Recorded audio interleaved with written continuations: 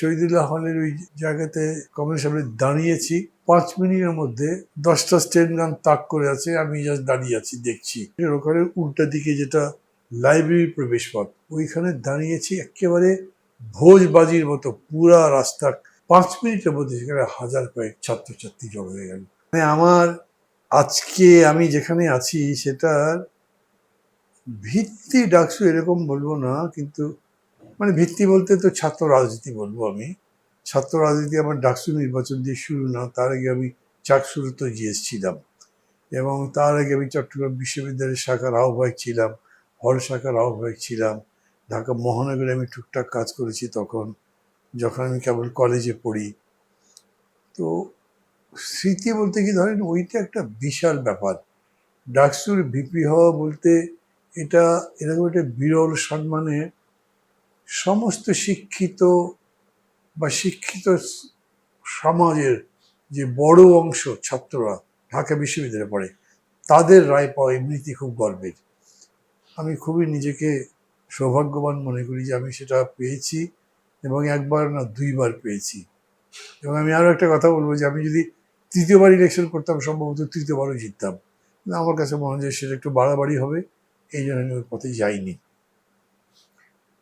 স্মৃতির মধ্যে ধরেন একটা দুঃস্বপ্নের মতো বলবো, আর একটা খুবই সুখ স্মৃতি। প্রথমবার যখন ইলেকশন হয় মাহবুব জহুর পরিষদের, তখন মুজিববাদী ছাত্রলীগ আর ছাত্রলীগ মিলে যৌথ প্যানেল দিয়েছিল, এবং ওরা যে জিততে পারবে না, দুটো দল একসাথে মিললেও জিততে যে পারবে না সেটা স্পষ্ট হয়ে গেছিল।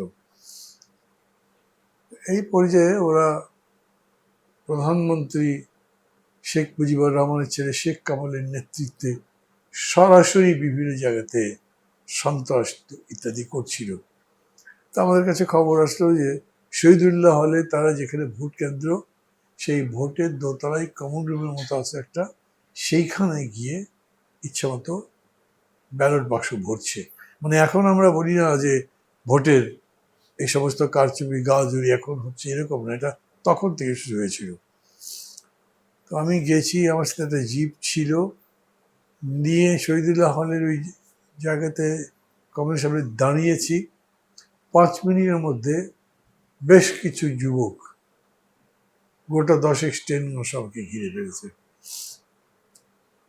মানে দুঃস্বপ্নের মতো এই জন্য বলছি যে 10টা স্টেন গান তাক করে আছে, আমি জাস্ট দাঁড়িয়ে আছি দেখছি কি করে তারা। আমাদের লোকজন ছিল, একটা পর্যায়ে হুটোপুটির মধ্যে দিয়ে আমি বেরিয়ে চলে এসেছি, কিন্তু আমার এটা মনে আছে। আর একটা হচ্ছে, এটা সম্ভবত 2য়বার, আমার মনে নেই, রাত 12:30 1টার দিকে হবে, আমি সূর্য সেন হলে ছিলাম।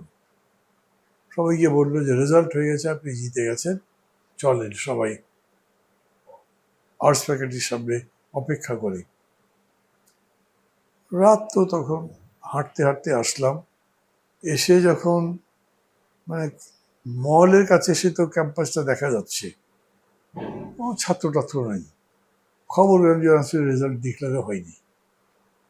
আমি আমার সাথে যারা ছিল তাদের বললাম, এরকম বললে কেন? তো বললো, ভাই ভেতর থেকে খবর পেয়েছি জিতে গেছেন, তো সবাই জানে, ফর্মাল ডিক্লারেশন হয় নাই, চলেন। আমি গিয়ে রোকেয়া হলের সামনে দাঁড়ালাম। রোকেয়া হলের সামনে, রোকেয়া হলের উল্টা দিকে যেটা লাইব্রেরি প্রবেশ পথ, ওইখানে দাঁড়িয়েছি, একেবারে ভোজবাজির মতো পুরা রাস্তা খালি ছিল। 5 মিনিটের মধ্যে সেখানে হাজার কয়েক ছাত্রছাত্রী জড়ো হয়ে গেল, তারা চতুর্দিকে বোধহয় ছিল। তো সবাই আমাকে দেখতে চাইছে, কথা শুনতে চাইছে। তো আমি তো নিচে দাঁড়িয়েছি, সবাই দেখতে পারে না, একটা রিক্সা আসছে, আমাকে সবাই বলে রিক্সার উপরে দাঁড়ালো, রিক্সায় উপরে দাঁড়ালাম। মানে আমার এখন মনে হয় এখন কত ভিডিও টিডিও হচ্ছে, কত কিছু ধারণ করে রাখছে, সেদিন যদি ধারণ করা যেত, যে রাখতে পারতাম। আমি যখনই দাঁড়িয়েছি মনে হচ্ছে পুরা বিশ্ববিদ্যালয় জুড়ে শুধু করতালি। আমি একদম মুগ্ধ হয়ে, বিমোহিত হয়ে আমি অনেক দেখলাম। দেখার পরে কথা বলবো যে আমার গলা অত শক্ত নয়, অত দূর কণ্ঠ জানি, এমনি সবাইকে ধন্যবাদ দিলাম, চলে আসলাম। মানে ওইটাও আমার আর একটা স্মৃতি, যেটা আমাকে খুবই এখনো মানে এক ধরনের আনন্দ দেয় ভিতরে। দুটোই বলতে পারি। এরপরে অনেক ঘটনা আছে, কি বিশাল একটা মানে ডাকসুর ইনস্টলেশন সেরেমনি বা যেটাকে বলে অভিষেক, সেটা হয়েছিল ইউনিভার্সিটি স্টেডিয়াম। তখন এগুলো সব বিল্ডিং টিল্ডিং হয়ে মাঠটা খোলা ছিল, সেইখানে করেছিলাম।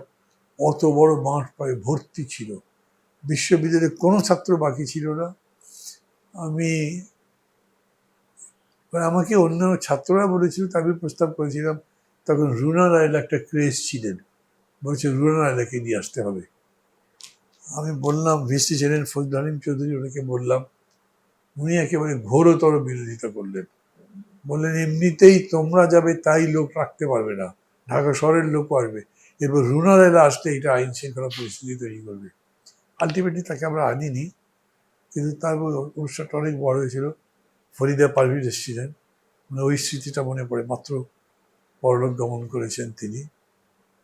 মহিলার খুবই ব্যক্তিত্ব সম্পন্ন, চমৎকার ব্যবহার, গানও গেয়েছিলেন বেশ কয়েকটা। ওটা মানে অনেকটা রুনা লায়লার অভাব পূরণ করেছিল। খুবই সুন্দর একটা স্মৃতি এটা।